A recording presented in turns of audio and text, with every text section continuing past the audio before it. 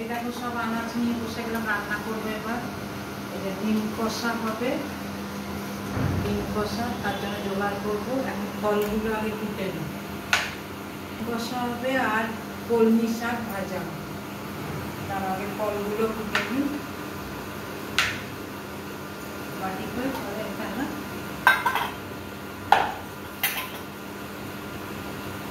পেঁপেটা আগে কুটে নিই।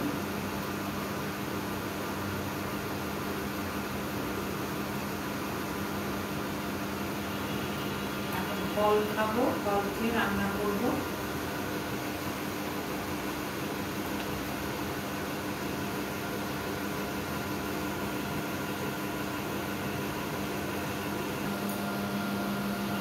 অ্যাপেল কুটবো আর লেবু, লেবুটা কুটে নি। হ্যাঁ, লেবু কাটছো? হ্যাঁ, লেবুটা কুটে নি।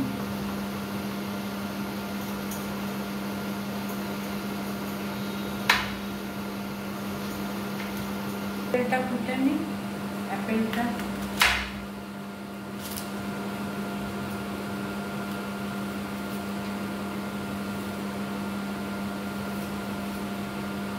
একটু খোলাটা ফেলে নি।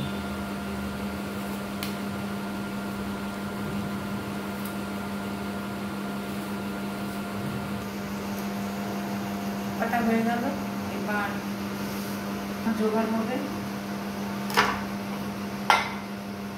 কারি হবে। ডিমগুলো নিয়ে নিই।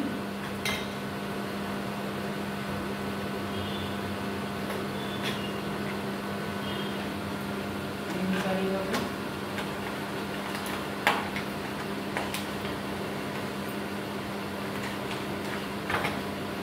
এবার ডিমের জোগাড় করে নিই, আলুগুলো কুটে নিই। ডিম কষায় আলু দেবো।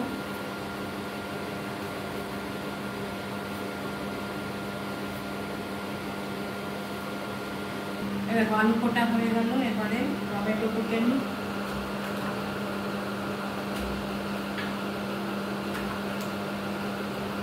ডিমের জোগাড় হবে, হচ্ছে ডিমের জোগাড়।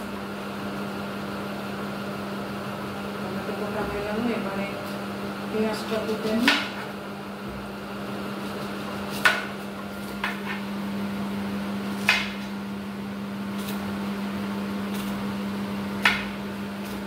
হয়ে গেল, আদা রসুনটা ছেঁচে নেবো, আদা রসুন। এবারে ডিমটা করবো, তারপর শাকটা কুটবো।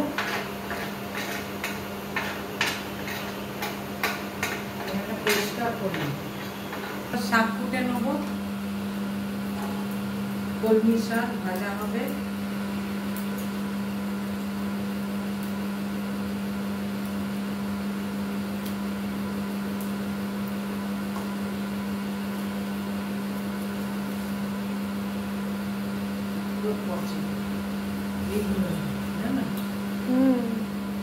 পোকা হয়ে গেছে নাকি? হ্যাঁ, শাকে অনেক পোকা থাকে বলো, বেছে বেছে দিতে হবে।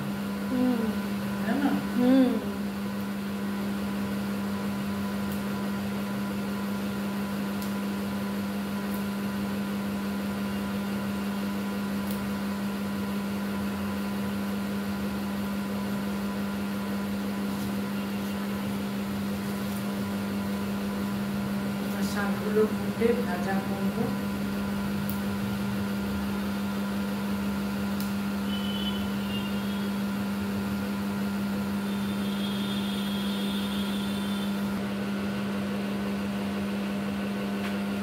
শাকগুলো কাটা হয়ে যাচ্ছে, জানো?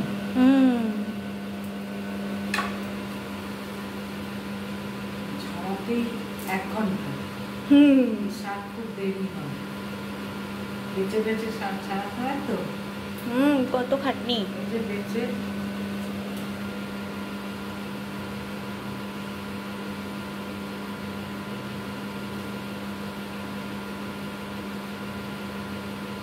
কাটা প্রায় হয়ে এসছে। এবার আমি রান্না বসাবো। আজকে রান্না হবে ডিম কষা আর কলমি শাক ভাজা। তা চলো রান্না করে নিই, আর পরের ভিডিও দেখা হবে। টাটা।